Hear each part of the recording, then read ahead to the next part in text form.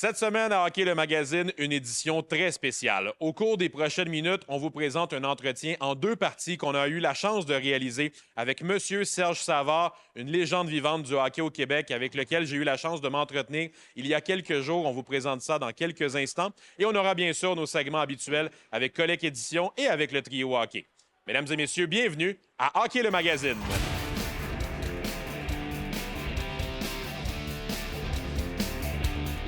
Hockey le Magazine est présenté par Sport Rousseau, Hockey Expert et l'Entrepôt du hockey. En collaboration avec Accès Physio. Ayez accès à la même qualité de soins que les athlètes de haut niveau. Et par la plus grande dynastie. En vente partout, dès maintenant. Hockey le Magazine a le plaisir et l'immense privilège aujourd'hui de s'asseoir avec une légende du Canadien de Montréal, M. Serge Savard, qui est avec nous. Merci, M. Savard, de vous asseoir avec Hockey le Magazine. Merci, ça me fait plaisir. Au cours des prochaines minutes, on a envie de revenir sur des projets que vous avez eus dans les derniers mois, dans les dernières semaines, même qui vont culminer avec la sortie d'un livre dont on va reparler. J'aimerais d'abord parler d'un événement que vous avez eu cet été au club de golf Le Mirage. C'était l'invitation Serge Savard que vous organisez depuis quelques années, mais cette année, elle était particulière quand même. Vous avez réuni 14 anciens joueurs du Canadien de Montréal, incluant vous, qui ont fait partie des 4 conquêtes consécutives dans les années 70 du Canadien. Comment a été la genèse de ce projet-là? Comment ça s'est passé? Quand j'ai parti, 6 ou 7 ans, j'ai parti mon fonds, en fait, qui est une fondation. C'est un fonds dédié qui est à l'intérieur de la fondation de l'Université de Sherbrooke. Et la première année, j'ai invité tous les joueurs. Fait que tout le monde disait, wow, tu vas avoir de la misère à répéter ça l'année prochaine. Fait qu'il y a eu une autre année, ça a été la dernière conquête de la Coupe Stanley, le 30e anniversaire de la conquête de la Coupe Stanley. C'était très bon. Puis le monde me disait encore une autre fois, comment tu vas faire pour répéter ça. Puis, après ça, j'ai fêté le 50e anniversaire de la Série du siècle, qui a été un événement assez extraordinaire. Puis l'année passée, je pense que ça a été la meilleure. On a souligné la conquête des 4 Coupes Stanley. Puis j'ai réellement pris juste ceux qui avaient été là pour les 4. Ouais. Mais tu sais, il y en a d'autres. Là. Il y a qui ont été là à certaines années. Des gars comme Pierre Mondou, il en a gagné 3. Pierre Bouchard, une coupe. Puis t'as beaucoup de monde que j'ai souligné d'ailleurs. Mais à un moment donné, il faut la couper à quelque part. Ah, mais vous avez souligné vraiment les 14 du groupe. Il y en a 16 au total qui ont gagné les 4 coupes. Il y en a 16. Il y a juste Guy Lafleur et Bonnet-Larocque qui nous ont quittés. Alors, il était là, ça a été pour nous, tu sais, c'est une retrouvaille. Puis ça a été, Scotty, dans son livre, a nommé l'édition de 77 la plus grande équipe de tous les temps. Puis on a été dans un souper privé, les 14, puis au bout de la table, on a mis les 2 chandails, celui de Lafleur et celui de Bonnet-Larocque. Puis c'était une soirée réellement émotive, là. Je sais que vous avez l'occasion avec les anciens Canadiens de vous revoir à certains moments, mais qu'est-ce que ça a représenté pour vous de revoir tout le groupe qui était présent? Je sais qu'il y en a qui venaient de loin quand même, que vous n'avez pas nécessairement la chance de voir régulièrement. Et là, pendant l'espace d'une soirée, quelques jours, de s'asseoir tout le monde ensemble puis de se revoir? C'était, tu sais, Rick Chartroy, il demeure en Australie. Là, c'était un petit peu plus difficile. Il vient pas à chaque semaine au Québec. Mais en tout cas, on l'a emmené, tout le monde était là. Mais la veille, tu sais, ça nous a tous pris par surprise aussi, parce que Scotty Bowman, il va avoir 91 ans, là, puis il a parlé pendant 20 minutes. Scotty Bowman, il est encore tout là, comme quand il avait 30 ans, comme qu'il était, dans le temps qu'il était mon coach au niveau junior et dans la Ligue nationale.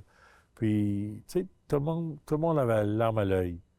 Puis tout le monde était très content de se revoir. Puis à chaque fois qu'on se revoit, c'est pareil comme si on s'était pas quittés. Tu sais, puis je sais pas, les gars sont tous venus me remercier, puis les gars étaient tellement contents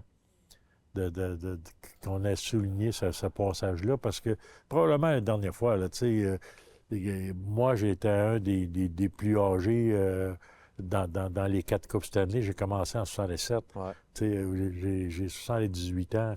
Alors, des soirées comme ça, là, on en aurait plus beaucoup là, dans notre vie. Fait que c'était une des dernières grandes réunions. À quel point les discours, justement, de M. Scotty Bowman résonnent encore pour vous, ça a été votre entraîneur pendant tellement d'années, vous le revoyez plusieurs années plus tard. Ça doit faire spécial encore de l'entendre s'adresser à vous. Ça fait spécial, tu sais, parce que Scotty, même si on a gagné toutes ces années-là, il n'a jamais fait l'unanimité. Tu Il y avait des gars qui l'ont pas aimé beaucoup. Puis, C'est la marque des grands entraîneurs, des fois, puis ça moi, aussi? moi, je l'ai aimé parce que moi, je pense qu'un gars comme ça, il m'a rendu meilleur dans mon métier. Puis ma réponse était toujours, là, sans nommer de nom, là, ceux qui l'ont challengé souvent, puis qui ne pensaient pas que c'était un grand instructeur. J'ai dit, vous ne l'avez pas aimé, mais jusqu'à la fin de l'année, quand vous avez reçu votre bague de la Coupe Stanley, vous l'avez trouvé pas pire.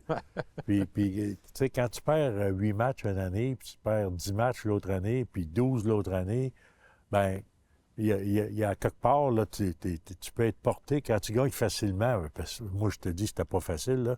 Mais tu es porté peut-être à t'asseoir, là, puis tu prends ça plus aisé. Mais lui, il était là, justement, pour qu'on fasse ça. Pour nous garder honnêtes, puis il nous a pas lâchés. Il y en a qui n'ont pas aimé ça. Moi, j'aimais ça parce que quand je regarde en arrière, comme je viens de te dire, il a fait de moi un meilleur joueur.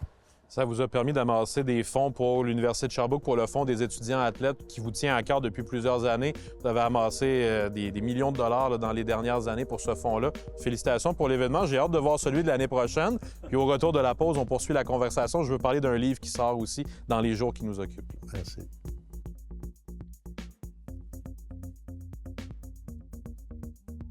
Salut les gars! Hey, salut Hey, Alex! j'ai reçu un paquet de cartes au Peachy cette semaine. Oh, on y va dans old school, les bonnes vieilles OP-Chick, avec le dos en carton comme on mettait dans nos roues de Bessic. Ouais, ça fait penser aux cartes que je collectionnais quand j'étais plus jeune. Ah, c'est nice. Tu sais que c'est dans les cartes les plus vieilles, ça existe depuis les années 30. Ah ouais? Puis même que la meilleure carte recrue de Wayne Gretzky, c'est une OP-Chick. Ah ouais. Puis là, depuis quelques années, ben, ils font des versions un peu plus belles qui brillent avec des couleurs qui sont un petit peu plus huppées.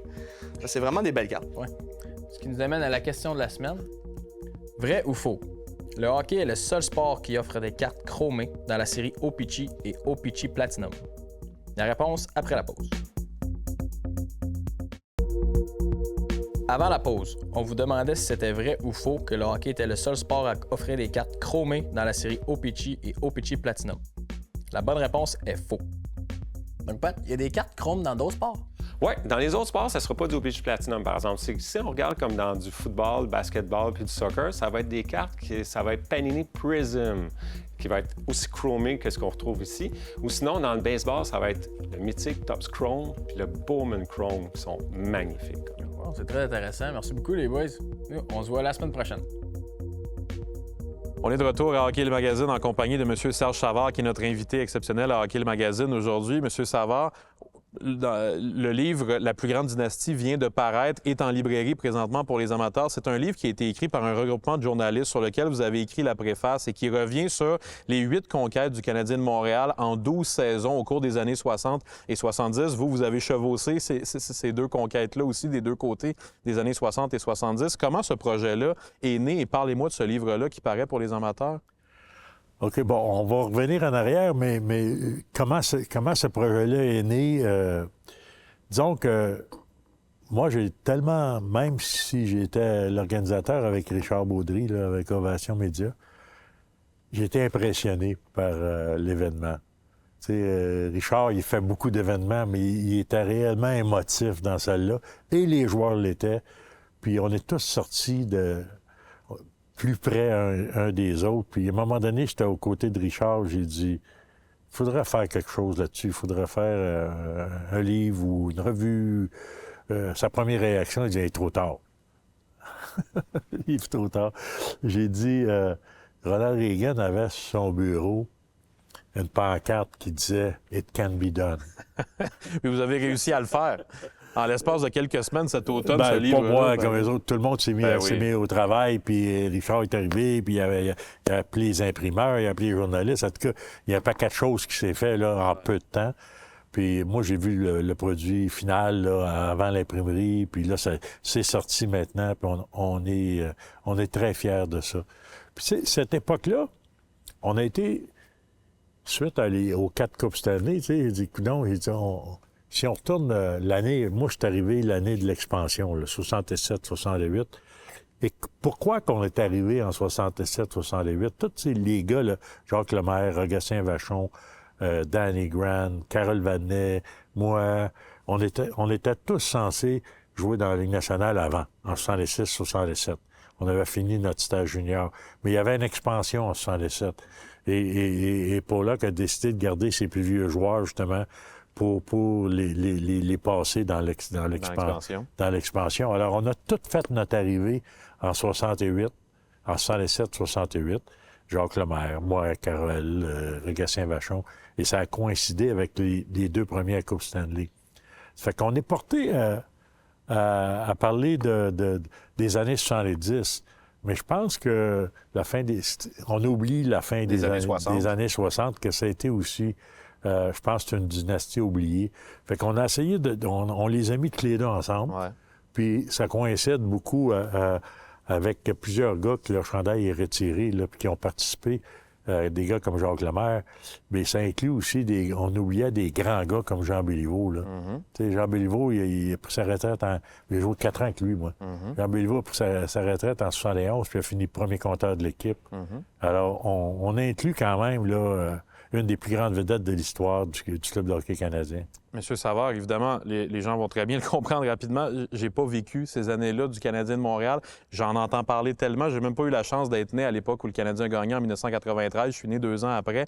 Parlez-moi de ce que ça représentait, le Canadien de Montréal, dans les années 60-70, en vos mots, pour que les amateurs puissent comprendre c'était quoi la plus grande dynastie du Canadien à l'époque? Bien, écoute, à l'époque, aujourd'hui, le Canadien, le monde adore le Canadien. Ça ne gagne pas, c'est plus la dynastie que c'était dans ces années-là, mais ça n'empêche pas, ça n'enlève pas l'amour qu'ils ont. Le Canadien n'a que gagné 3-4 matchs d'affilée, puis là, on va parler de parade, là, tu sais. Alors, l'amour est là. L'amour du Canadien est là, puis elle était là à l'époque.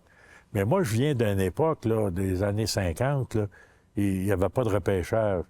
Puis on avait le choix, on pouvait aller avec une autre organisation. Lorsque tu signais avec un club junior, tu appartenais à l'organisation. L'organisation détenait des clubs juniors. Il n'y avait aucun repêchage. Puis on signait un petit formulaire là, qui appelait le formulaire C, puis tu appartenais à cette équipe-là pour le restant de tes jours. Mais c'est ça qu'on voulait. On ne voulait pas jouer pour personne d'autre que le Canadien. Vous étiez fiers d'avoir ce formulaire-là. On était fiers, puis on a eu un support, naturellement, avec les équipes qu'on a eues. On a gagné souvent. C'était rendu routine. T'sais, on parlait, Canadien...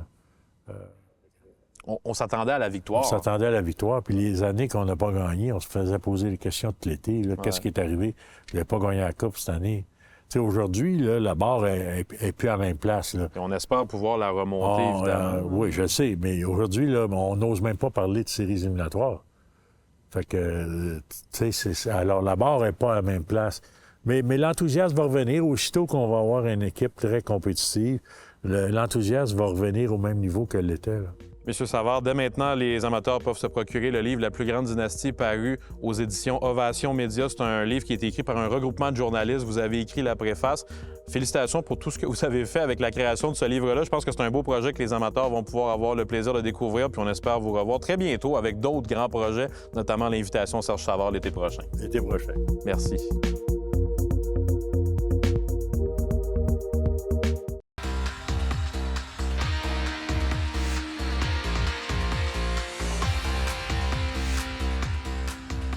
Cette chronique équipement est une présentation de Sport Rousseau, Hockey Expert et l'entrepôt du hockey.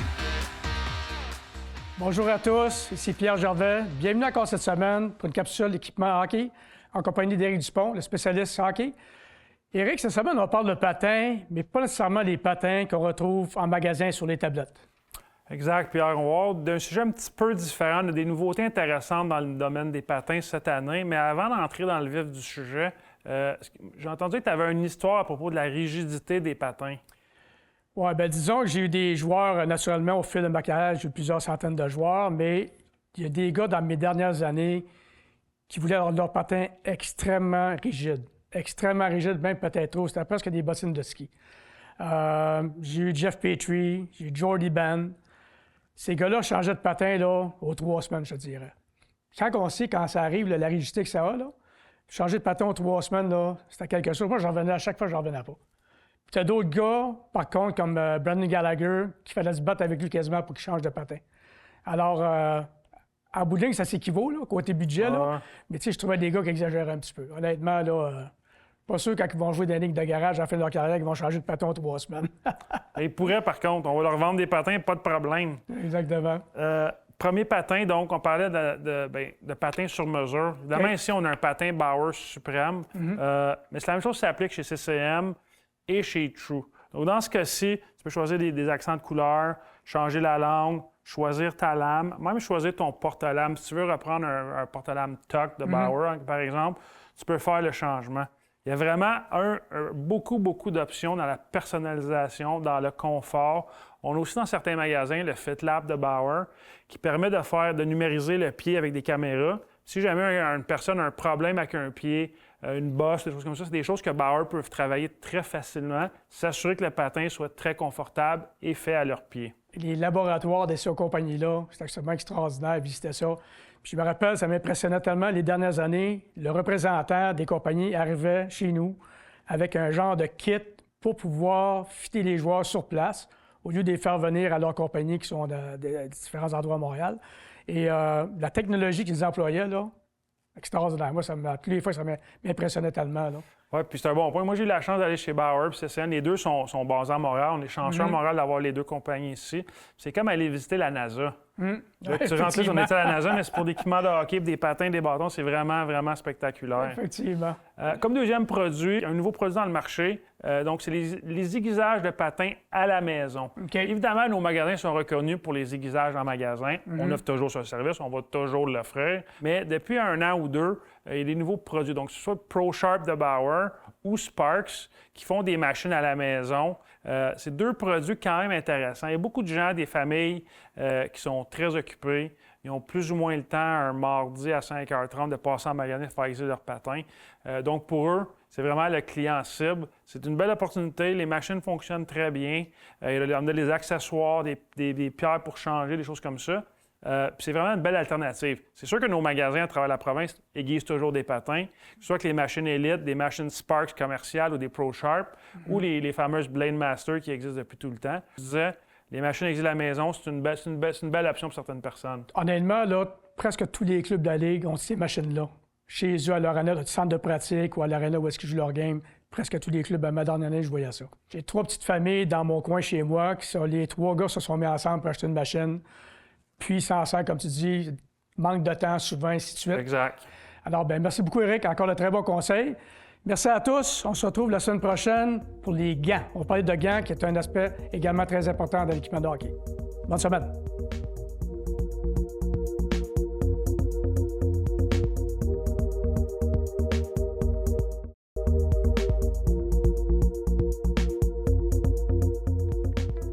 Cette semaine, Hockey le Magazine a le plaisir de s'entretenir avec l'attaquant de l'organisation du Canadien de Montréal et du Rocket de Laval, Vincent Arsenault, qui est avec nous. Vincent, merci beaucoup d'être là. Bonsoir. J'ai envie de revenir un peu avec toi sur tes années qui t'ont mené vers le hockey professionnel. Tu as un parcours qui est assez atypique et qui, je suis certain, va intéresser les gens. Tu as commencé à jouer au hockey aux Îles-de-la-Madeleine, c'est de là que tu es originaire. Comment ça a commencé pour toi, le hockey mineur? Je te dirais que aux Îles-de-la-Madeleine, tu joues Atome, tu joues Pee-Wee, tu joues Bantam, tu joues Midget. Il n'y a pas de catégorie, dans le fond. Tout le monde joue ensemble. Fait que la manière que ça fonctionne, après ça, on fait. À partir au bout de Noël, je te dirais que les meilleurs de chaque catégorie, on créait une équipe puis on allait faire un tournoi en Gaspésie qu'on appelait la Coupe des Jardins. Que, dans mes années, c'était beaucoup d'importance pour C'était un peu l'accomplissement de la saison. C'était quand même c'est vraiment important de la gagner. Puis par la suite, on se déplaçait. Si on gagnait, on allait à la Coupe Dodge où on affrontait des équipes. Mais ouais, non, c'est pas évident quand tu viens des Îles-de-la-Madeleine de dire que tu vas jouer au hockey professionnel. Je pense que c'est beaucoup de sacrifices, mais j'ai réussi malgré les chemins que j'ai pris. À quel moment tu as dû t'expatrier un peu? Je sais que tu as joué au niveau Midget 3 avec le Collège Notre-Dame. Si je me trompe pas, tu t'es promené aussi. Comment ça a été pour toi quand tu es parti des îles? Je te dirais que ma première année, je suis parti à 10 ans. Je devais faire un sport-études hockey au primaire à Québec, à l'école Saint-Roch. Ma mère avait demandé un différé On habitait chez mon oncle à Québec. Je pense que c'est vraiment là que j'ai eu la piqûre de hockey de compétition. Vraiment, en plus, jouer avec les Gouverneurs de Sainte-Foy, où j'ai vraiment adoré. On a gagné, on était en plus, on était une bonne équipe. Par la suite, je me suis rapporté aux îles l'année suivante et je voyais que je manquais un peu. Puis c'est là que j'ai été comme recruté un peu à 12 ans à Montjoly, où ils m'envoyaient du hockey de compétition, c'est où on devait se rapporter dans ce temps. Et ça, je me suis rapporté là. Et, ça a été une décision assez difficile, mais ça, j'ai décidé de quitter la maison tout seul à 12 ans. Aller habiter dans une famille d'hébergement à 12 ans, je te dirais que il y a eu des hauts, il y a eu des bas, mais je pense qu'au bout de la ligne, aujourd'hui, ça m'a fait grandir, ça m'a devenu la personne que je suis, ça m'a créé le caractère que j'ai maintenant. Donc, ça a dû te donner une maturité très jeune, ça a dû te donner une expérience de vie que peu de jeunes de ton âge avaient à ce moment-là. Oui, mais je te dirais que papa et maman, des fois, on s'ennuie, puis à 12 ans, c'est pas évident. Je pense que j'ai aucun regret. Je pense que je leur ferais probablement, mais c'est sûr qu'il y a des moments que, des fois, la famille, c'est bien qu'elle soit proche. Est-ce que tu te considères comme une inspiration? Est-ce que tu parles avec des jeunes joueurs des Îles-de-la-Madeleine pour leur montrer que, regardez, j'ai été capable de me rendre jusqu'au hockey professionnel en partant des îles? Oui, je te dirais que j'ai même une école de hockey là-bas. Je suis impliqué. Je te dirais que je suis en contact avec probablement tous les jeunes qui évoluent dans le hockey, qui sortent des îles. J'essaie de réécrire au moins une fois par mois, de leur parler. Si jamais il y a des questions, je suis en contact avec les parents. Puis je vais être un mentor pour tous les Madelinots qui veulent jouer au hockey aux îles. Tu parles de la maturité que ça t'a donné de partir jeune. Quand tu es arrivé dans le hockey professionnel, oui, ça devait être un certain dépaysement, mais en même temps, tu vivais ça déjà depuis quelques années, d'être loin de la maison. Comment ça a été quand tu as commencé le hockey pro ensuite? Les dernières années juniors étaient très difficiles, surtout les changements de règlement. Ça fait que j'étais très fébrile, puis tu sais, il y a beaucoup de personnes qui me disaient tu vas avoir une meilleure carrière professionnelle que junior, tout. Fait que... Mais non, je pense que j'ai fait les efforts, j'ai travaillé pour, puis aujourd'hui, ça m'a donné ce que j'ai accompli aujourd'hui. Vincent, en terminant, si j'ai bien compté, j'ai compté 12 équipes différentes avec lesquelles tu as joué, incluant le Rocket de Laval au niveau professionnel. Quel souvenir tu gardes des 12 dernières années de ta vie? Tu as vécu dans certains endroits aux États-Unis que je pense pas que beaucoup de gens appellent une métropole, comme on dit, là? Oui, non, je pense que j'ai connu plein de cultures. Tu sais, j'ai habité aux États-Unis, j'ai habité en Colombie-Britannique. Je me suis fait des amis, je me suis fait, tu sais... Tous les souvenirs que j'ai présentement, c'est l'expérience, mais c'est les contacts que tu te fais dans la vie. Il y a des personnes que j'ai gagnées dans la East Coast, ça fait 7-8 ans, mais on s'écrit une fois par mois, qu'on garde contact.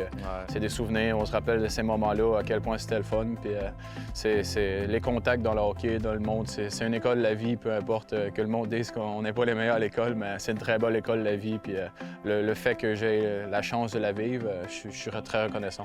Vincent, merci d'avoir partagé ces souvenirs là avec nous. Je suis certain que c'est une inspiration pour un paquet de jeunes qui t'entendent, puis on est content de t'avoir à Laval cette année. Parfait, merci. C'est tout en ce qui nous concerne pour Hockey le magazine. Merci d'avoir été avec nous encore une fois pour cette émission. La semaine prochaine, plusieurs surprises à vous présenter, mais bien sûr, on aura nos capsules hebdomadaires avec le trio hockey, Éric Dupont et Pierre Gervais, nos spécialistes qui seront de retour, de même que notre capsule de cartes de hockey avec les gens de chez Colec Éditions. À la semaine prochaine! Hockey le magazine est présenté par Sport Rousseau, Hockey Expert et l'entrepôt du hockey. En collaboration avec Accès Physio. Ayez accès à la même qualité de soins que les athlètes de haut niveau. Et par la plus grande dynastie. En vente partout, dès maintenant.